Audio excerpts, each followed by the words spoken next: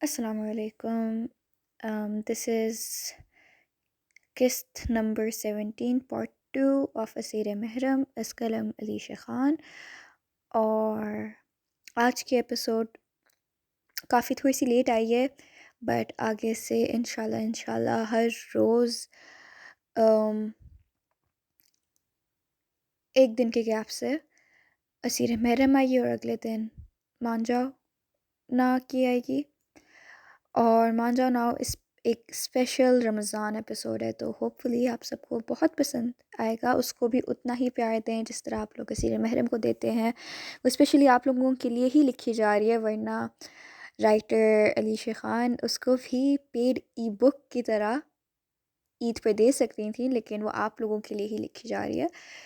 تو show love for it as well.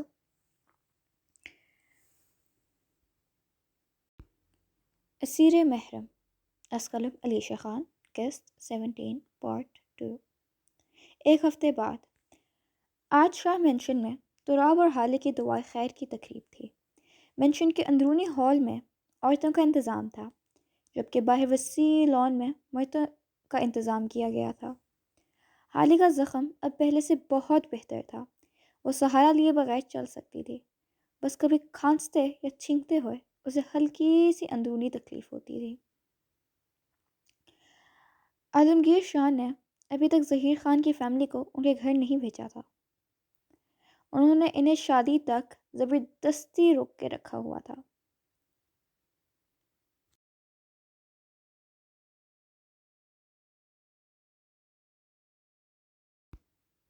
Kiyan Khan ان کے لیے سنسان جگہ سے ہٹ کر ایک پر رونق جگہ پہ الگ گھر کا بندوبست کرنا چاہ رہا تھا، لیکن ظہیر خان کا کہنا تھا کہ وہ ان کا آبائی گھر ہے جسے وہ ہرگز نہیں چھوڑیں گے. انہیں چھوٹے موٹے حادثات سے ڈر نہیں لگتا. انہوں نے اپنی زندگی میں بہت کچھ فیس کیا تھا. وہ ایک مضبوط انسان تھے. کیان خان نے بھی زیادہ فورس نہ کیا، لیکن اپنے کاکا کے سامنے شرط رکھ دی کہ وہ ان کے گھر کے باہر سخت سیکیورٹی کا انتظام ضرور کروائے گا تاکہ وہ محفوظ رہیں اور آئندہ کوئی بھی چور یا ڈاکو ان کے گھر میں گھسنے کی جرات نہ کر سکے.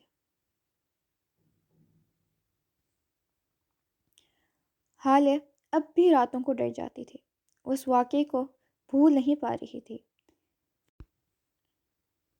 ایک ہی مینشن میں رہتے ہوئے بھی اس کی اور تراب کی اکیلے ملاقات نہیں ہوتی تھی. نہ وہ اسی کمرے میں آتا تھا اور نہ حالے خود سے تراب کے روم میں جاتی تھی.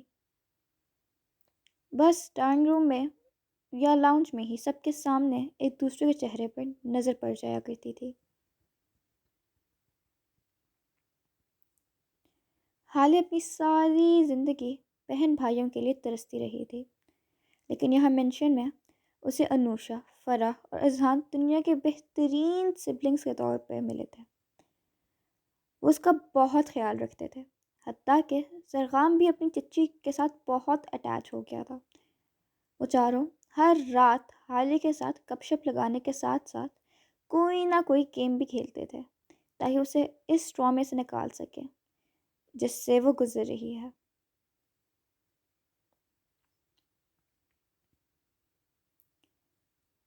اذہان شاہ کو تو حالے کی صورت میں انوشا کی طرح ایک اور بہن مل گئی تھی. وہ تراب کو کئی دفعہ حالے کے ساتھ کچھ وقت گزارنے کے لیے اکسا چکا تھا تاکہ ان کی انڈرسٹینڈنگ ہو سکے، لیکن وہ تراب ہی کیا جو کسی کی سن لے.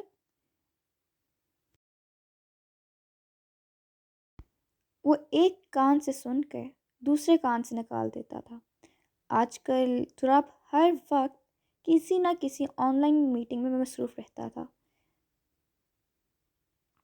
تاکہ کام کا جتنا لاس ان دونوں میں ہو گیا ہے وہ پورا کیا جا سکے. تراب شاہ اپنے بزنس کو لے کر بہت ذمہ دار تھا. اس نے بہت ایفرٹس کے ساتھ خود کو اپنے پیروں پہ کھڑا کیا تھا، اس لیے تو آج اس کا نام دنیا کے بہترین بزنس ٹائکونز میں آتا تھا.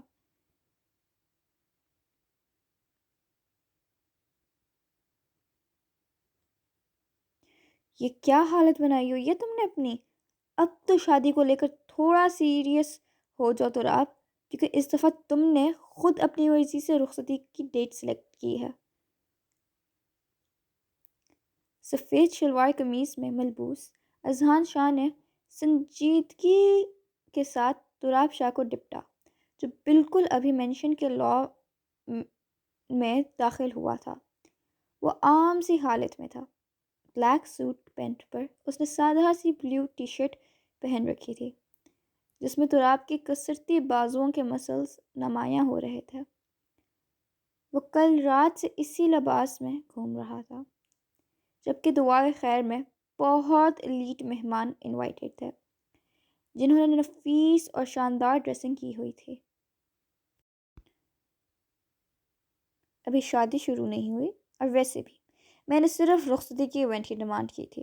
آج کل کے ٹرینڈس کو فالو کر کے 12-14 فنکشن آپ لوگوں نے اپنی مرضی سے رکھے ہیں، جس میں سوری ٹو سے میں ہر روز خود کو سنوار کر ایک ہی جگہ پہ کٹ پتلی بن کر نہیں بیٹھ سکتا۔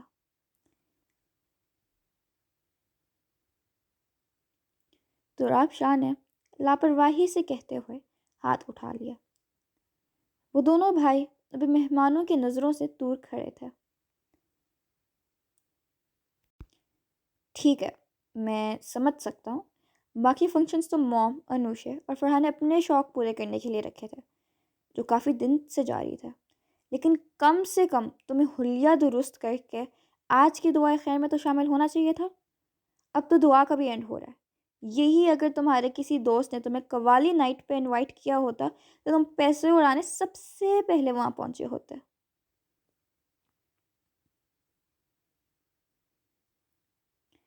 اذہان نے افسوس سے اس کو شرم دلائی۔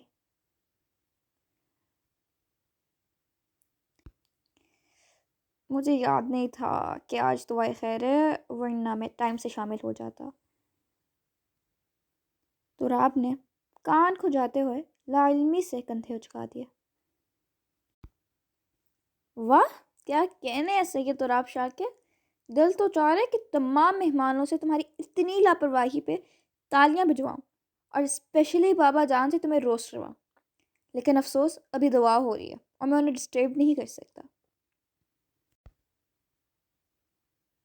اذہان دانت کچکچا کر جواباً گویا ہوا، جس پہ تراب کی نگاہیں بے اختیار سامنے اسٹیج کی طرف اٹھیں۔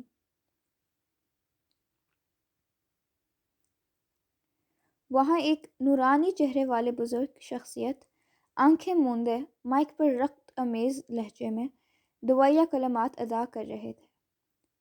ان کے ہی بغل میں ظہیر خان اور عالمگیر شاہ بیٹھے ہر دعا کے بعد آمین دہرا رہے تھے، لیکن آمین کہتے ہوئے بھی عالمگیر شاہ کی تیکھی نظروں کا مرکز تراب شاہ کے وجود پہ تھا۔ وہ یقیناً اس کی لاپرواہیوں پہ اسے گھور رہے تھے۔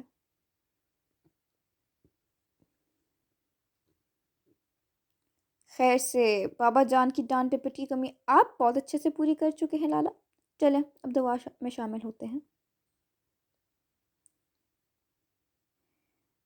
تراب نے اپنے باپ سے نظریں ہٹا کر اذہان شاہ کے کندھے پہ بازو رکھتے صلاح جو انداز میں کہا، اس حلیے میں مہمانوں کے سامنے جاؤ گے تو؟ اذہان نے پگھلے بغیر ناگواری سے اس کی رف حالت پہ چوٹ کی۔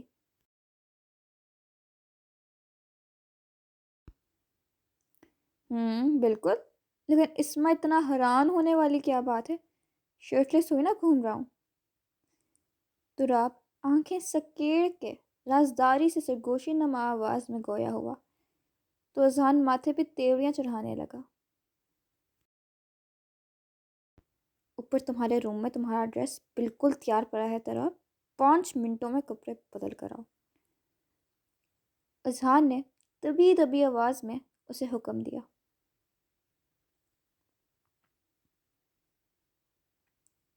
اب یہ اسپیشلی ڈریس چینج کرنے کا کیا لاجک ہے یار؟ نہیں مطلب مہنگے کپڑے پہن کر دعائیں مانگنے سے کیا وہ جلدی اپروو ہو جاتی ہیں؟ یا پھر فرشتوں نے مجھے مہنگے ڈیزائنر سوٹ میں تیار دیکھ کر فوراً میرے سارے گناہ معاف کر دینے ہیں؟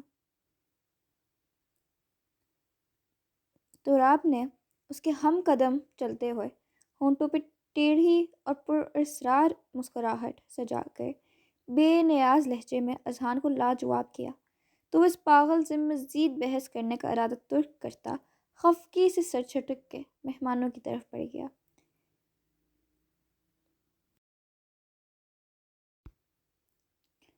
جن مہمانوں سے تراب کی نظریں ملی تھیں وہ ان سے مل کر اسٹیج پر جانے کی بجائے اذہان کے ساتھ والی کرسی پہ ہی بیٹھ کر سب کی طرح دعا کے لیے ہاتھ اٹھانے لگا۔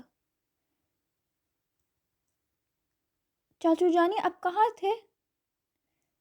سرغم نہ جانے کہاں سے آتا اسی لمحے آ کر اپنے چاچو کی ٹانگوں سے لپٹ گیا اور منہ پھلا کے خفگی کا اظہار کرنے لگا۔ وہ اپنے باپ کی طرح وائٹ شلوار قمیض سے بے حد خوبصورت سا بچہ لگ رہا تھا۔ چاچو کا شہزادہ، اس کی دلکش آواز پر تراب نے تھوڑا سا جھک کر فوراً اسے اٹھایا اور اپنی گود میں بٹھا کر چٹا چٹ اس کے گالوں پہ پیار کرنے لگا۔ میرے خیال میں دعا ہو رہی ہے۔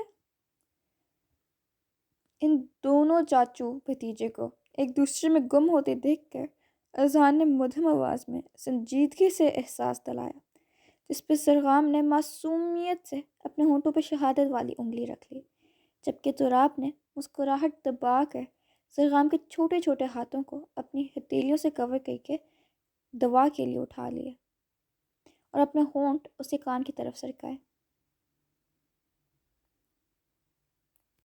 چاچو کے لیے دعا کرو۔ تراب نے خفیہ لہجے میں سرغام کے کان میں سرگوشی کی۔ کیا دعا کروں چاچو جانی؟ سرغام نے معصومیت سے اپنی بھوری آنکھیں اٹھا کر بہت مدھم آواز میں تراب سے سوال کیا۔ وہ جواباً کچھ دیر خاموش رہا۔ اسے سمجھ نہ آئی کہ اپنی حالت کے متعلق سرغام کو کیسے ایکسپلین کرے، لیکن وہ اس سے دعا کروانا چاہتا تھا کیونکہ اس نے سن رکھا تھا بچوں کی دعائیں جلدی قبول ہوتی ہیں، حتیٰ کہ وہ ایکسپیرینس بھی کر چکا تھا۔ دعا کرو کہ یا اللہ میرے چاچو کو سکون دے۔ تراب نے جیسے ہی دھیمی سے گوشی کی، سرغام نے کسی طوطے کی طرح پٹر پٹر یہی الفاظ معصوم انداز میں دہرا کر باقاعدہ آمین بھی کہا۔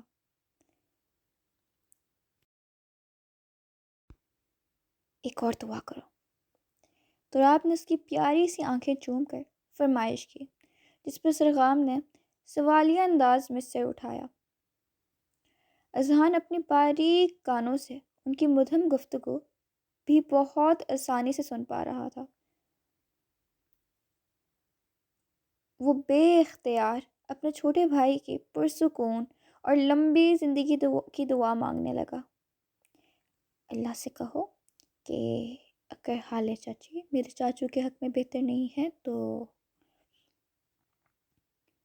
تراب نے ٹھہر کر وقفہ لیا تو سرغام نے یہی الفاظ معصومیت سے دہرائے اور جملہ مکمل کرنے کی غرض سے پھر سے اپنے چاچو کو دیکھا تو رخصتی ہونے سے پہلے ہی ان دونوں میں سے ایک کو فوراً اپنے پاس بلا لے۔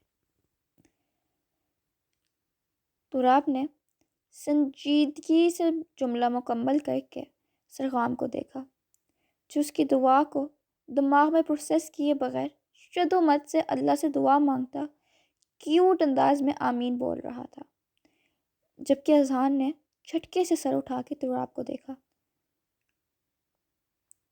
اوکے، اب ایک لاسٹ دعا۔ تراب سب کو فراموش کیے سرغام کے پھولے گال چوم کر بولا، جس پہ اس ننھے شہزادے نے زور سے اس بات میں سر ہلایا۔ اور اللہ سے لاسٹ دعا یہ کرنی ہے کہ پرسوں رات کو آپ کی حالی چچی ٹائم سے سو جائے۔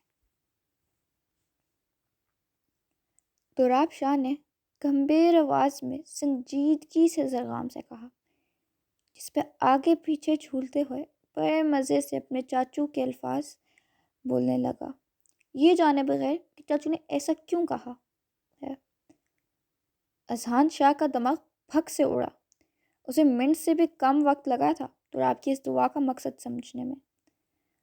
اذہان نے کلس کر ٹیبل کے نیچے سے ہی تراب کے پیر پہ زور سے اپنا پیر مارا تو وہ زبان کو ہونٹوں تلے دبا کر اپنی طرح روکتا تعجب سے اذہان کو دیکھنے لگا، جیسے جاننا چاہ رہا تھا کہ اس نے یہ حملہ اس پہ کیوں کر کیا ہے۔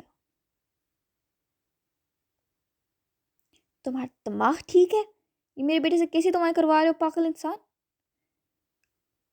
اذان دعا مکمل کرنے کے بعد اپنے چہرے پہ ہاتھ پھیر کر دانت کچکچاتے ہوئے اس کے کان میں پھنکارا۔ مہمانوں کی وجہ سے اس نے آواز کم رکھی تھی۔ میرا بھتیجا میری مرضی۔ تراب شاہ نے شرمندہ ہوئے بغیر کندھوں کو اچکا کر اذہان کے کان میں سنجیدہ لہجے میں جواب دیا۔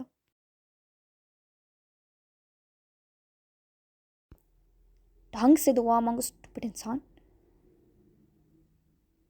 اذہان نے جبڑے بھینچ کر اسے جھڑکا۔ کیا نہیں آیا آج؟ تراب نے یہاں وہاں نگاہیں گھما کر سیکنڈوں میں بات بدل دی۔ وہ اب اہم موقعوں پر کیان کی موجودگی اور غیر موجودگی کو شدت سے محسوس کرتا تھا۔ نہیں، وہ مصروف تھا، کل مہندی پہ آئے گا۔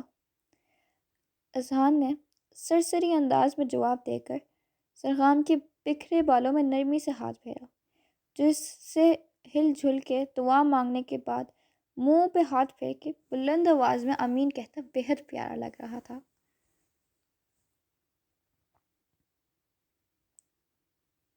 اوکے، آپ سرغام کو پکڑے، میں ذرا مہمانوں سے ملنے کے بعد روم میں جا کے تھوڑا ریسٹ کر لوں، تھکاوٹ سی ہو رہی ہے۔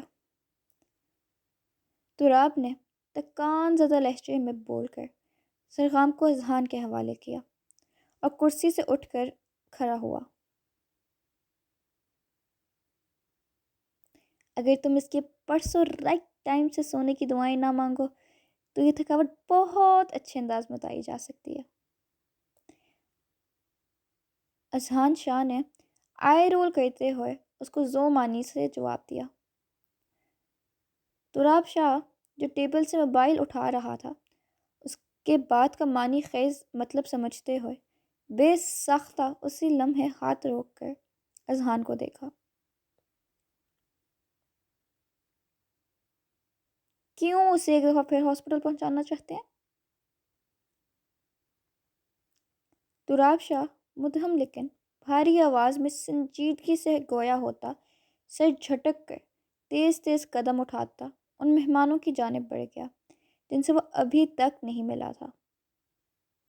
اذہان نے مسکراہٹ دبائی اور جھک کر اپنے بیٹے کا چہرہ چومنے لگا جو منہ پہ ہاتھ رکھ کے جمائی لے رہا تھا۔ شاید اسے اب نیند آ رہی تھی۔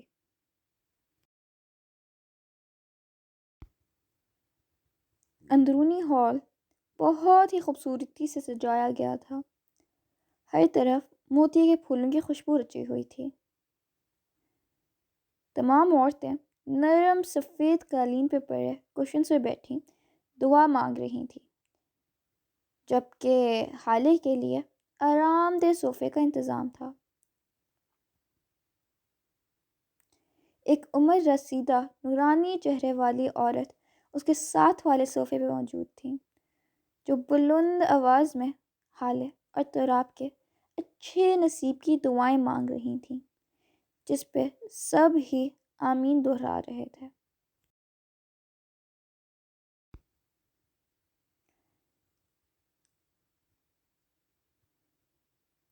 تراب شاہ تمام مہمانوں سے جان چھڑوانے کے بعد جیسے ہی ریسٹ کرنے کے غرض سے دروازہ دھکیل کر حویلی کی اندرونی طرف داخل ہوا، نظریں قالین پہ بیٹھی خواتین کی جانب اٹھنے کے بجائے بے اختیار حالے کی طرف اٹھیں، جو پیسٹل بلیو خوبصورت سے لباس میں ملبوس تھی، جس پہ انوشا نے اسے زبردستی ہلکا پھلکا سا میک اپ کرتے ہیئر سٹائل بنا دیا تھا۔ دوپٹہ اس کے سر پہ بہت نفاست سے سیٹ تھا، لیکن سراپے پہ ایک طرف سے بے ترتیب سا تھا، جس کا نوٹس تراب نے بہت شدت سے لیا تھا۔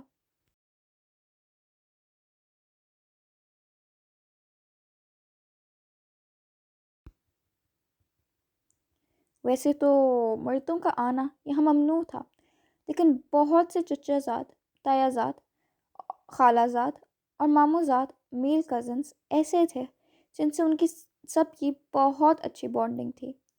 وہ بلا جھجک اندر آ جاتے تھے، کیونکہ بچپن سب کا ساتھ گزرا تھا، اور انوشی تو ویسے ہی پورے خاندان کی لاڈلی تھی۔ یہ محل نما مینشن تو عالمگیر شاہ کے نام تب ہوا تھا جب تراب 10 سال کا تھا۔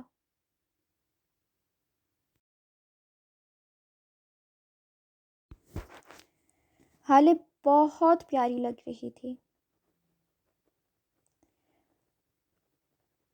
اس کا لباس نہ زیادہ سادہ تھا اور نہ ہی زیادہ ہیوی، لیکن اس کا بے ترتیب دوپٹہ تراب کو چبھ رہا تھا۔ وہ اس کا اپنی طرف دیکھنے کی انتظار کر رہا تھا تاکہ اسے اشارے سے آگاہ کر سکے۔ وہ اس کا شوہر تھا، اس کی یہ لاپرواہی نظر انداز کر کے گزر جانا اسے گوارا نہیں تھا۔ وہ اپنی آنکھیں موند کر اپنے گلابی ہونٹوں کو مسلسل حرکت دیتی بہت شدت سے اللہ سے دعائیں مانگنے میں مصروف تھی کہ خود پہ نظروں کی تپش محسوس کر کے اس نے بے ساختہ آنکھیں کھول کر سامنے کی سمت نظریں اٹھائیں۔ وہاں سیڑھیوں کے قریب کھڑے تراب شاہ کو بے تاثر چہرے سے اپنی طرف دیکھتا پا کر وہ تھوڑا کنفیوز ہوئی، جبکہ وہ جو گہری نظروں سے اس کا سر تا پاؤں جائزہ لے رہا تھا ہوش میں آیا، اور باقی سب کو دعائیں مانگنے میں مشغول دیکھتا پا کر سنجیدگی سے آنکھوں کو ایک مخصوص زاویے میں گھما کر حالے کو سینے سے دوپٹہ درست کرنے کا اشارہ کیا۔ اس کی نظروں کا مرکز اپنے بدن کے نازک خدوخال پہ محسوس کر کے وہ پہلے ہی بکھلا رہی تھی، اور اس پہ تضاد تو رب کا یوں اچانک ایسا اشارہ کرنا۔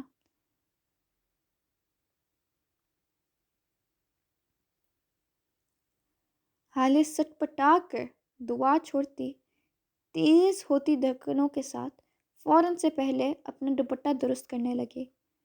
جب اس نے ہمت کر کے دوبارہ نظریں اٹھا کر تراب کو دیکھا تو وہ وہاں مزید رکا نہیں تھا، بلکہ تیزی سے سیڑھیاں چڑھتا اوپر جا رہا تھا۔ حالے اس کی چوڑی پشت سے نظریں ہٹانے کی ناکام کوشش کرتی پھر سے اپنا دھیان دعا میں لگانے لگی۔ وہ اس سے بات کرنے سے گریز برتتا تھا، لیکن دھیان بھی پورا رکھتا تھا۔ حالے اس کی عجیب و غریب سی شخصیت کے باعث آج بھی الجھی سی رہتی تھی۔ وہ بے اختیار آنکھیں موند کر اپنے اور اس کے حق میں بہتری کی دعائیں مانگنے لگی۔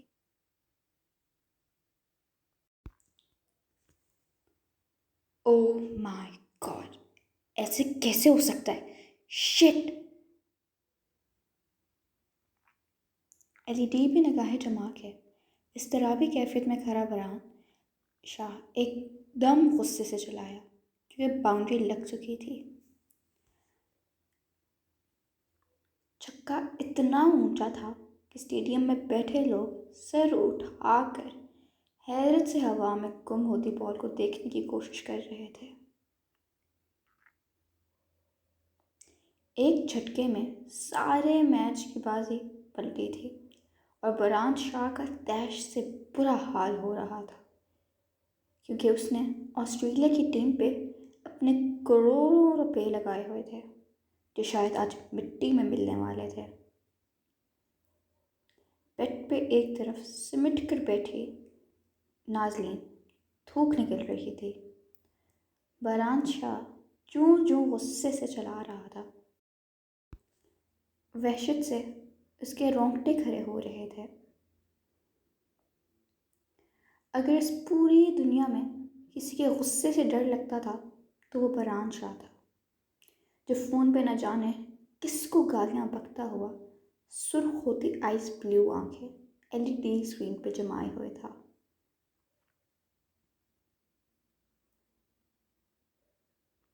بکواس نہیں کرو، ایک بال پہ 6 رن چاہیے، کچھ بھی ہو سکتا ہے، آؤٹ نہ بھی ہو تو ڈاٹ بال بھی ہو سکتا ہے۔ فرحان تلملا کر غراتا ہوا کال پہ کسی سے مخاطب تھا، لیکن اگلے ہی لمحے ایک اور 90 میٹر کا چھکا لگا تھا، اور آسٹریلیا تو جو میچ ہارا تھا، آج کافی ہفتوں بعد فرحان بھی اپنے کروڑوں روپے کی بازی ہار گیا تھا، جس کا وہ غصہ یقیناً نازلین پہ اتارنے والا تھا۔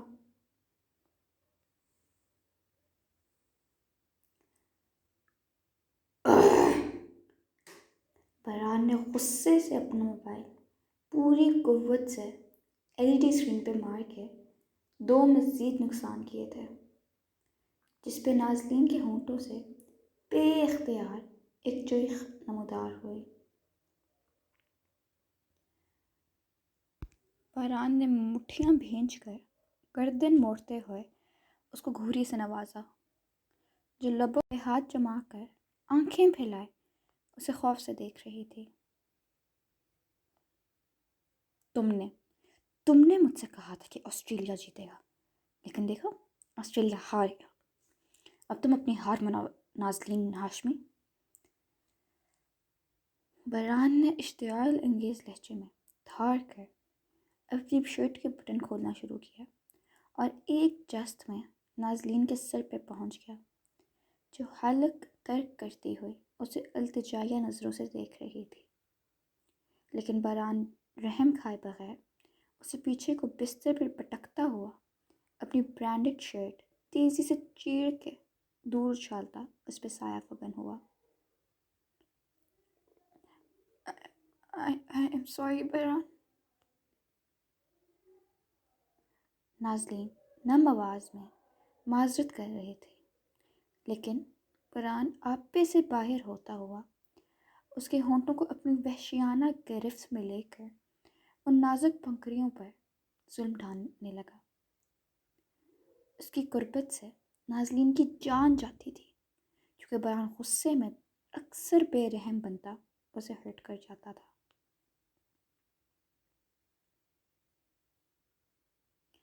نازلین کی لرزتی پلکیں اس کی گالوں پہ سجدہ ریز ہوئیں، اور وہ اپنے ہلکے کانپتے ہاتھوں کو اس کے کندھوں پہ رکھنے لگی، لیکن بران نے اس کی سانسیں اپنے ہونٹوں میں پوری طرح قید کرتے ہوئے غصے کے عالم میں اگلے ہی لمحے اس کے ہاتھ اپنے شانوں سے پر سے جھٹک دیا۔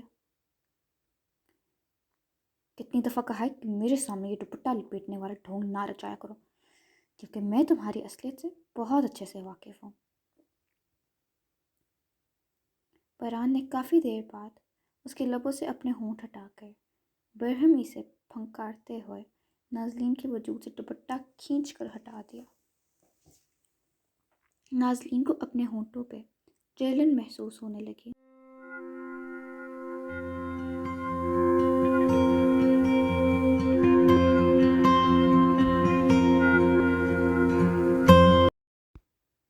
اس کے طنز پہ نازلین نے بہت مشکل سے اپنی آنکھوں کو بھیگنے سے روکا۔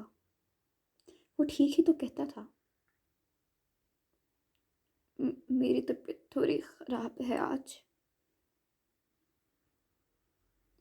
بران کو تیز ہاتھوں سے اپنا لباس بے ترتیب کرتے دیکھ کر نازلین نے مدھم آواز میں کہا۔ وہ آج بران کو سہنے کی ہمت نہیں رکھتی تھی، کیونکہ اس نے کھانے میں بہت ساری ڈشز اکیلے تیار کی تھیں۔ مجھے وہ دن بتا دو جب تمہاری طبیعت ٹھیک ہو، ڈرامے باز عورت۔ بران نے حلق کے بل چلا کر نازلین کی قمیض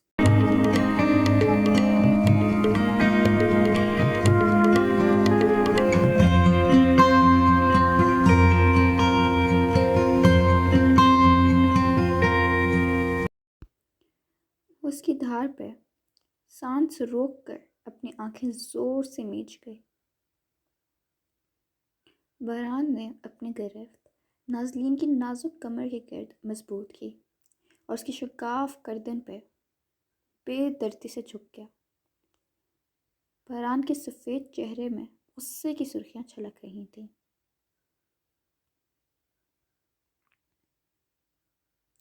اس کے دانتوں کے سلگتے دباؤ کو محسوس کر کے وہ سسک رہی تھی۔ نازلین کو بے اختیار آج صبح والا واقعہ یاد آنے لگا۔ جلدی سے کھانا تیار کرو، میرے دوست آ رہے ہیں، ہم سب کو مل کر آج ایک بہت بڑا میچ دیکھنا ہے۔ آئینے کے سامنے کھڑے بران نے اپنے بال سنوارتے ہوئے کمرے کی صفائی کرتی نازلین سے کہا۔ جی ٹھیک ہے۔ نازلین نے سر کو خم دے کر آہستگی سے جواب دیا۔ لیکن پہلے یہاں آؤ۔ بران نے سرد لہجے میں اسے آنکھ کے اشارے سے اپنی طرف بلایا۔ جی؟ نازلین کنفیوز سی ہوتی چھوٹے چھوٹے قدم اٹھا کر اس کی جانب بڑھی۔ آج آسٹریلیا اور انگلینڈ کا کرکٹ میچ ہے، بتاؤ آج کون جیتے گا؟ بران نے خود پہ پرفیوم چھڑک کر غیر متوقع سوال کیا۔ مجھے کیا پتہ؟ نازلین نے لا علمی سے جواب دیا۔ میں نے پوچھا کون جیتے گا؟ بران نے غصے سے غرا کر ایک جست میں اسے ڈریسنگ مرر کے ساتھ زور سے لگا دیا۔ میں کیسے بتا دوں؟ نازلین روحان سی ہوئی۔ میں نے پوچھا کہ کون جیتے گا، 1 منٹ سے پہلے ایک ٹیم کا نام بتاؤ ورنہ میں تمہارا سر پیچھے شیشے میں مار کے 2 حصوں میں تقسیم کر دوں گا۔ بران نے ہمیشہ کی طرح بد لحاظی سے اسے خطرناک دھمکی لگائی۔ آسٹریلیا شاید؟ نازلین نے اس کی وارننگ سن کر سہمتے ہوئے ٹوٹے پھوٹے لہجے میں اندازہ لگایا۔ اسے آج تک بران شاہ کے ہاتھ کا تھپڑ نہیں لگا تھا، لیکن اس کی دھمکیاں بہت جان لیوا ہوتی تھیں۔ اوکے، لیکن اگر آسٹریلیا ہار گئی تو اپنی خیر منا لینا، میں تمہیں آج چھوڑوں گا نہیں۔ بران نے اس کا چبڑا دبوچ کر ٹھنڈے لہجے میں اسے سزا سنائی اور خود سے دور کر کے اپنی شرٹ کی اوپری بٹن بند کرنے لگا۔ تم نے کہا تھا کہ آسٹریلیا جیتے گی، تمہاری وجہ سے، صرف تمہاری وجہ سے میں نے اپنے 20 کروڑ داؤ پہ لگائے تھے۔ نازلین کو بران شاہ کی غصے سے بلند آواز صبح والے واقعے سے کھینچ کر حال میں لائی تھی۔ وہ اس کی شہرک پہ اپنی سوغاتوں سے زخمی کرتا اسے بلانے پہ مجبور کر رہا تھا۔ لیکن میں شور نہیں تھی، میں نے شاید بولا تھا۔ نازلین نے نم آواز میں دہائی دی۔ زبان نہ چلایا کرو میرے آگے، ورنہ کسی دن اس سے کھینچ کر تمہاری گردن کے گرد لپیٹ دوں گا۔ بران شاہ نے نازلین کے بال اپنے ہاتھ میں جکڑ کے چلاتے ہوئے وارننگ دی اور اس کی تھوڑی پہ زور سے اپنے دانتوں کا دباؤ بڑھانے لگا۔ نازلین نے کراہتے ہوئے بیڈ شیٹ مٹھیوں میں بھینچی۔ سچ پوچھو تو مجھے تمہارا یہ روپ دیکھ کر حیرت ہوتی ہے نازلین ہاشمی، اپنے پورے کلب کی سب سے مشہور گیمبلر ہو تم، لیکن میرے سامنے اتنی معصوم بننے کی ایکٹنگ کیسے کر لیتی ہو؟ تمہیں کیوں لگتا ہے کہ میں تمہاری اس جھوٹی معصومیت سے امپریس ہو جاؤں گا؟ اس کا کپکپاتا وجود دیکھ کر بران شاہ نے افسوس اور تمسخرانہ انداز میں ہنستے ہوئے نازلین پہ تیکھا سا طنز کیا، تو اسے بے اختیار اپنی وہ شور و غل والی بھیانک زندگی یاد آئی۔ وہ جواباً خاموش رہی اور اپنے آنسوؤں کو حلق سے نیچے اتار کر خود کو بقیہ لباس کی قید سے آزاد کرنے لگی۔ بران شاہ کے حقیقت پر مبنی طنز اسے ہمیشہ چپ کروا دیتے تھے۔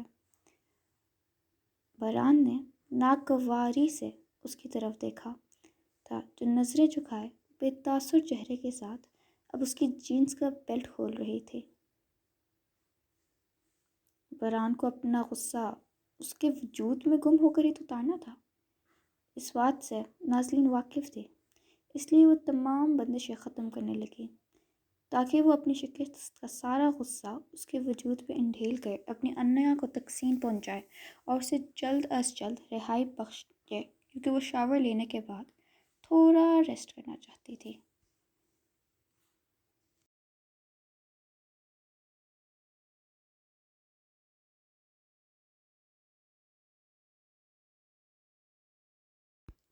بران نے اشتعال کے عالم میں اپنے چمڑے کا بیلٹ اس کے ہاتھوں سے چھینا۔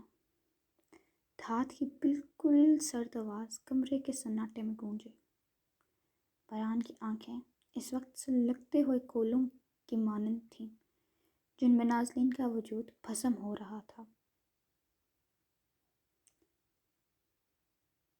اس نے ایک ہی بے رحم وار میں نازلین کی دونوں نازک کلائیوں کو جکڑ کر بیڈ گراؤنڈ کے ساتھ پن کر دیا۔ نازلین نے مزاحمت کے لیے لب کھولے، لیکن اگلے ہی لمحے بران نے اپنی بھاری بیلٹ ان کلائیوں کے گرد اس قدر سختی سے لپیٹنا شروع کی یا کہ نازلین کو اپنی ہڈیوں کے تڑکنے کا گمان ہوا۔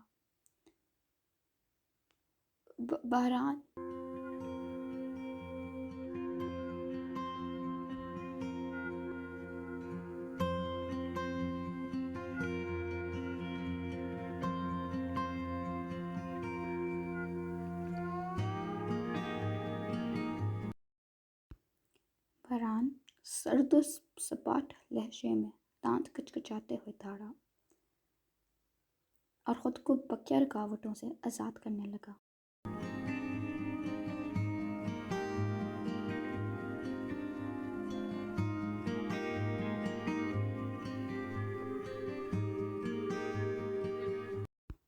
بران نے اپنا دراز قد اور چوڑے وجود کا پورا وزن اس کے نڈھال وجود پر ڈال کر رکھا تھا۔ اس کی سخت گرفت نازلین کو اپنی جگہ سے ہلنے تک کی اجازت نہیں دے رہی تھی۔ مجھے اس دلدل میں دھکیل کر تم خود پیچھے نہیں ہٹ سکتی، میں تمہیں نہیں ہٹنے دوں گا نازلین ہاشمی۔ بران نے نازلین کے جبڑے کو اتنی سختی سے بھینچا کہ اس کی آنکھیں تکلیف سے بھر گئیں۔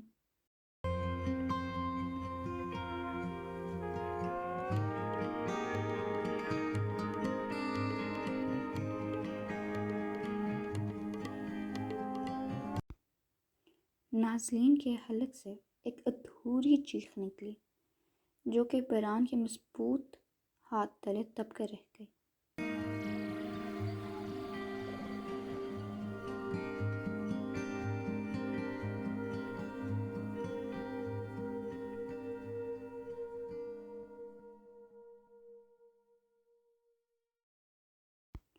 وہ ہر گزرتے لمحے کے ساتھ پہلے سے زیادہ وحشت سے اس کے نازک وجود پہ قابض ہوتا جا رہا تھا۔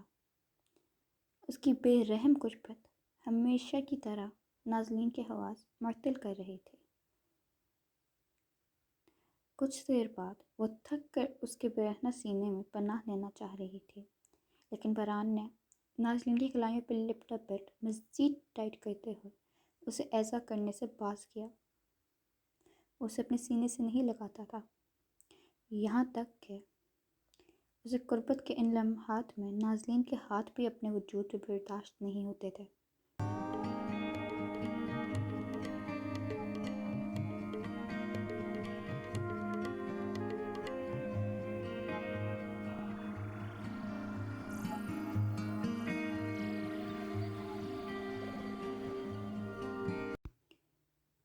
لیکن اس کے احساسات بران شاہ کے لیے کوئی معنی نہیں رکھتے تھے۔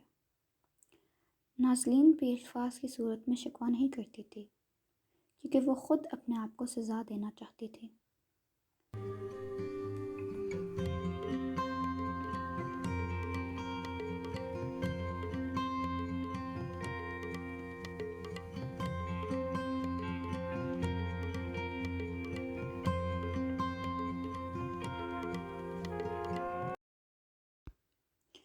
اسے بیلٹ اپنی کلائیوں کی گوشت میں پیوست ہوتا محسوس ہو رہا تھا، اور اس پہ تضاد بران کے شدت پسند انداز نے اس کے پسینے نکلوا دیے تھے۔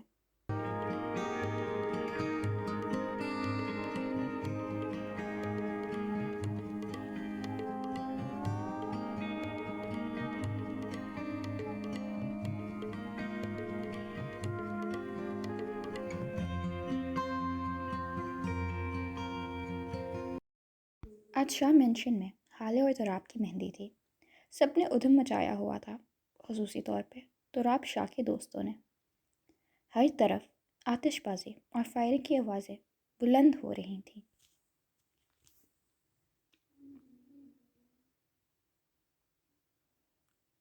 یہ تو نے اتنی گندی شکل کیوں بنائی ہوئی ہے؟ تراب شاہ کو سنجیدہ تاثرات کے ساتھ موبائل میں مصروف دیکھ کر کیان نے بندوق کی میگزین چیک کرتے ہوئے افسوس سے استفسار کیا۔ وہ اس کے ساتھ سٹیج پہ بیٹھا تھا۔ تراب کے دوست دور کھڑے ہو کر لان کے بالکل اینڈ پہ فائرنگ کرتے جشن منا رہے تھے، جن میں اذہان بھی شامل تھا۔ البتہ کیان ابھی 5 منٹ پہلے ہی آیا تھا، اور تراب کو شادی کی مبارک دے کر وہ اس کے ساتھ ہی بیٹھ کر اس کے تاثرات کھوجنے شروع ہو گیا تھا۔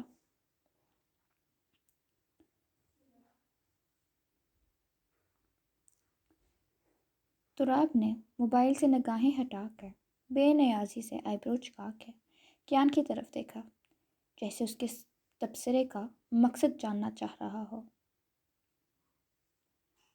تراب شاہ نے سفید رنگ کی شلوار قمیض پہ مسٹرڈ رنگ کی ڈیزائنر ویسکوٹ پہن رکھی تھی، جس میں وہ بہت دلکش اور منفرد نظر آ رہا تھا۔ ویسکوٹ اس کے ورزشی بدن سے چپکی ہوئی تھی۔ سیاہ بال اس نے نفاست سے سیٹ کر رکھے تھے۔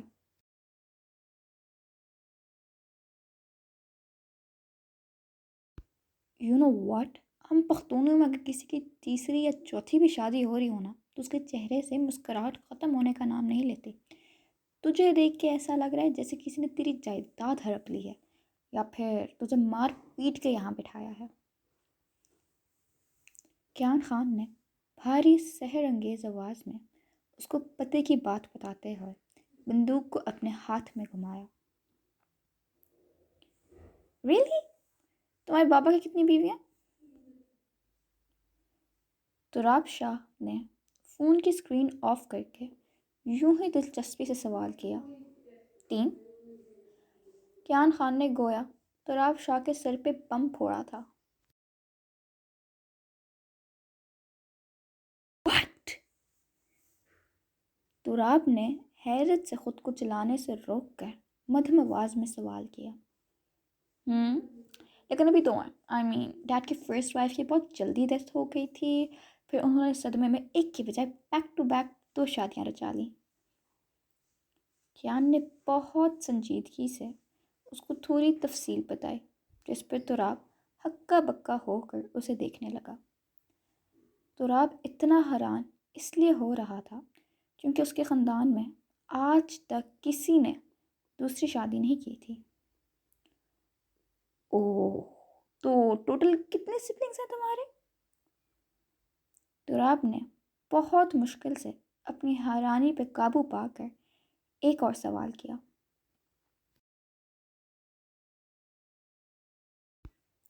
ٹوٹل مطلب؟ سیکنڈ وائف تو میری مورے ہیں نا، اور ایک تھرڈ وائف بھی ہیں، تو مطلب تم کل ملا کر پوچھ رہے ہو یا الگ الگ؟ کیان نے پھوئیں سکیڑ کے الجھے ہوئے انداز میں پوچھا، تو تراب شاہ بے اختیار گلا کھنکارنے لگا۔ ٹوٹل دونوں کے ملا کے۔ تراب نے ٹیبل سے پانی کا گلاس اٹھا کر لبوں سے لگاتے ہوئے ایک گھونٹ بھرا اور سنبھل کے کہا، ٹوٹل ماشاءاللہ سے 16۔ کیان کا یہ جواب سننے کی دیر تھی کہ تراب شاہ کو پوری طرح سے اچھو لگا، اور وہ گلاس کو ٹیبل پر رکھ کے بے اختیار کھانسنے لگا۔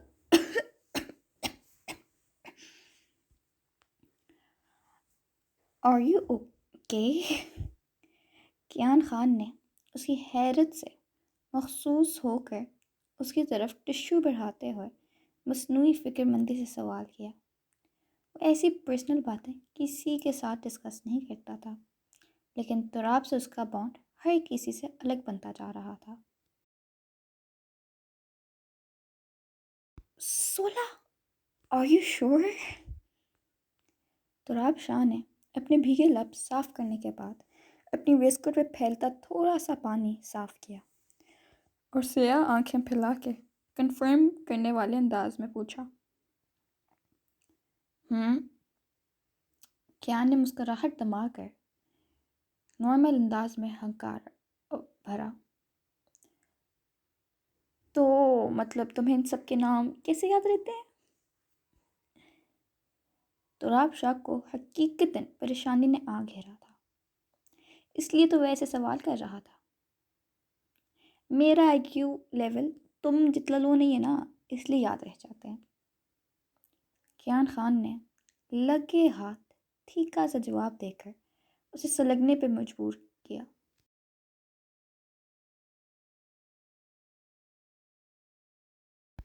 بکواس نہ کر، میں سیریس ہوں۔ اور ایک بات بتا کہ تو کون سے نمبر پہ آتا ہے؟ تراب شاہ کو اب اس کی فیملی میں نہ جانے کیوں انٹرسٹ ہونے لگا تھا۔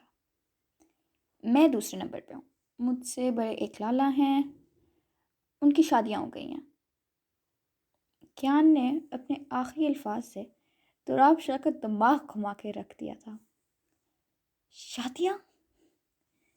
تراب شاہ نے اپنی بیٹ پہ اضطرابی کیفیت میں ہاتھ پھیرتے اس کا لفظ تعجب سے دہرایا۔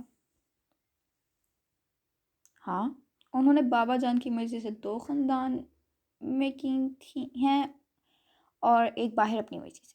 پہلی بیوی سے ان کے 4 بچے ہیں، دوسرے سے 3 اور تیسری سے ابھی بس 2 ہی ہیں۔ کیان خان نے اتنے لاپرواہ انداز میں بتایا جیسے وہ شادیوں کا نہیں بلکہ اپنے گراج میں کئی گاڑیوں کے ماڈلز کا ذکر کر رہا ہو۔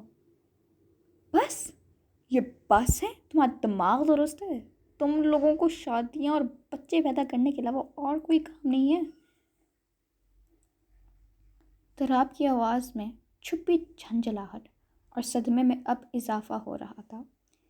کیان نے ایک کندھا اچکایا اور اتنے بے شرم انداز میں ہنسا کہ تراب کا خون کھول اٹھا۔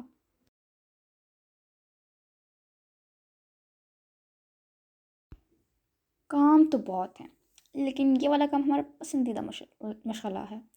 سالہ سب نے ایک دوسرے کے ساتھ ریس لگائی ہوئی ہے۔ پاپا اور لالا تو مجھے بھی کئی سالوں سے میدان میں گھسیٹ رہے ہیں، لیکن میں نے بزنس کو فل ٹائم دینا تھا، اس لیے بہت مشکل سے انہیں اتنے سال روک کے رکھا ہوا ہے۔ کیان ایک ہاتھ صوفے کی پشت پہ پھیلا کر شاہانہ انداز میں اپنا پیر ٹیبل کی نچلی سطح پہ جما کے سنجیدگی سے تفصیل دینے لگا۔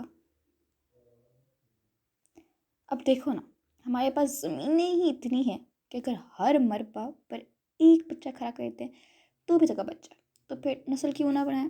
اب بس اس لیے کہا ہے کیونکہ ابھی بابا جان ریٹائر تھوڑی ہوئے ہیں۔ کیان نے کمینگی سے آنکھ ونکی۔ وہ تو ابھی ماشاءاللہ سے 4تھی بیوی کی پلاننگ میں ہے، بس مورے کی طرف سے سگنل تھوڑا رہتا ہے تراب کو مارے حیرت کے نچلا لب مسلسل چباتے دیکھ کر کیان اس کو اور بھی تفصیلات دے رہا تھا۔ استغفر اللہ۔ تراب نے کانوں کو ہاتھ لگایا، اسے حیرانی پہ قابو پانے کی غرض سے مزید پانی پینا تھا، لیکن دوبارہ چھونا لگ جائے اس لیے گلاس سے ہاتھ دور رکھا۔ مطلب تمہارے خاندان میں سین یہ کہ تم لوگ سانس لیتے ہو تو کسی کی نئی شادی یا نئے بچے کی خبر مل جاتی ہے۔ کیان کو دلکشی سے ہلکا سا ہنستے دیکھ کر تراب شاہ نے بے حد ضد ہو کر کہا۔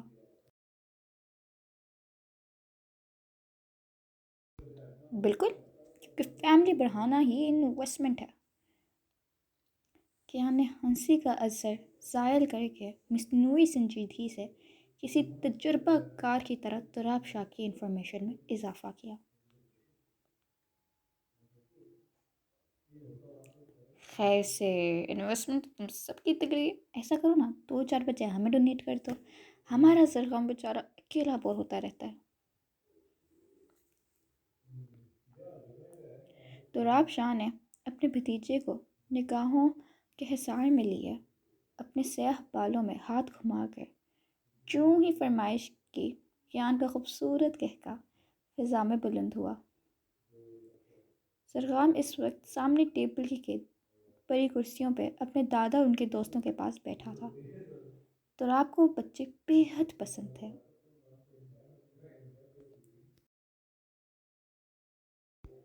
پچھلے دنوں تو کوئی بڑا تیز مار خان بن کر بول رہا تھا کہ میں ابھی اپنی بیوی کو خون ڈونیٹ کرنے کے لیے زندہ ہوں، تو آج کہاں گیا وہ اسپرٹ؟ اب بچوں کے لیے محنت کی باری آئی تو نے مجھ سے ڈونیشن مانگنی شروع کر دیا۔ بھتیجے کے بوجھ ختم کرنے کے لیے خود محنت کرنے کی بجائے دوسروں کی محنت کے پھل پر نظر رکھتے تجھے شرم و حیا نہیں آئی؟ کیان نے اس کے 2 ہفتوں پہلے والے واقعے پر طنز کرتے ہوئے مصنوعی افسوس سے شرم دلائی۔ تو راب شاہ کے چہرے پہ ایک سایہ سا لہرایا، لیکن اس سیکنڈوں میں خود پہ قابو پا گیا۔ تیرا کتنی شادیوں کا پلان ہے؟ تو راب نے کلاس کے کنارے پہ انگوٹھا پھیرتے ہوئے فوراً سنجیدگی سے بات بدل دی۔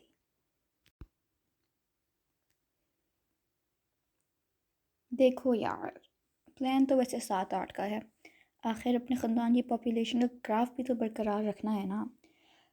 لیکن افسوس، قدرت کا قانون آ گیا ہے، ایک وقت پہ صرف 4 شادیوں کی اجازت ہے، تو مجھے تھوڑا کمپرومائز کرنا پڑے گا۔ کیان نے افسردگی کا جھوٹا لبادہ اوڑھ کر تراب کی طرف دیکھ کے جواب دیا اور کندھے اچکا دیے، یہ جانے بغیر کہ اسے یہ تمام جوابات فیوچر میں کتنا ذلیل کروانے والے ہیں۔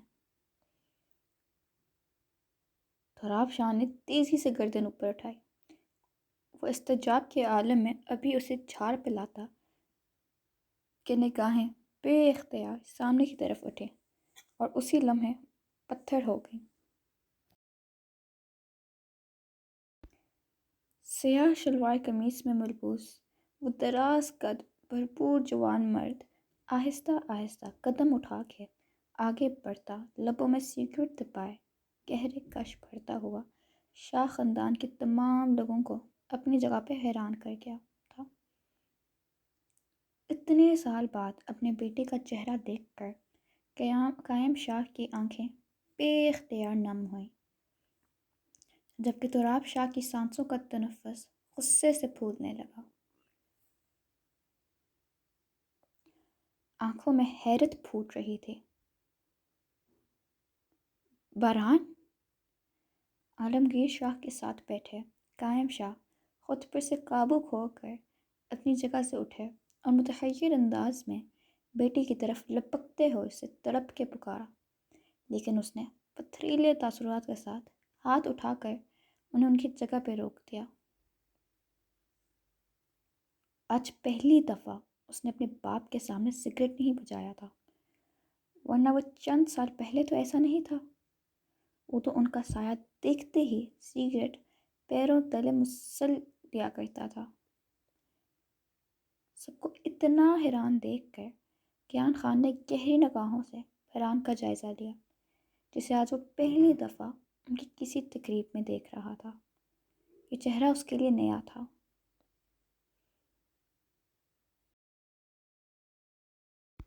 کمال ہے ویسے، اتنی جلدی تو گرگٹ بھی رنگ نہیں بدلتا جتنی تیزی سے ایک ہی رات میں آپ لوگوں کے ایمان نے کلہ بازی ماری ہے۔ کل یہیں پہ دعائیں خیر ہو رہی تھی اور آج منی بدنام ہو رہی ہے۔ باران شاہ نے بلند آواز میں بڑے ہی افسوس کے ساتھ نفی میں سر ہلا کر لان میں بجتے میوزک پہ چوٹ کی، تو جہاں تراب شاہ چبڑے بھینچ کر اپنی جگہ سے اٹھ کھڑا ہوا، وہیں پہ کچھ مہمانوں کی دبی دبی سی ہنسی فضا میں بلند ہوئی۔ ویسے آپس کی بات ہے، نصیب لال کی چند کانوں پہ پھل جڑیوں کا تھوڑا بہت ڈانس دیکھنے کا موقع مل جاتا تو محفل ذرا اور کی اور ہو جاتی۔ آخر ابلیس کو بھی تو پتہ چلنا چاہیے نا کہ اس کے شاگرد اب اس سے بھی 2 ہاتھ نکل چکے ہیں۔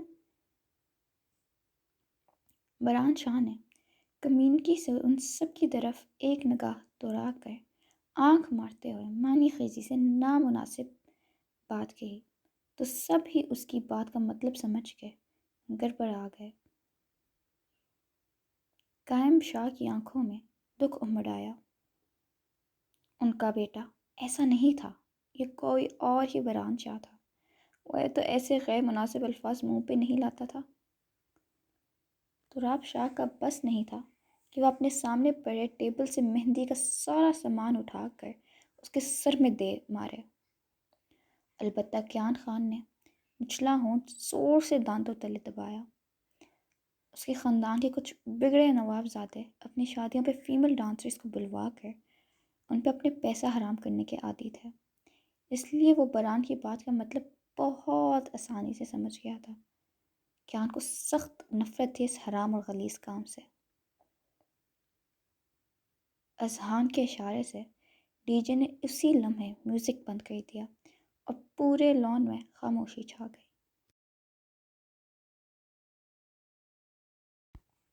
باران، قائم شاہ نے بھیگی آواز میں اس کو ایک دفعہ اور پکار کر باہیں پھیلاتے ہوئے مزید ایک قدم آگے بڑھانا چاہا، لیکن باران نے 1 2 سے 3 قدم تیزی سے پیچھے کی طرف لیا۔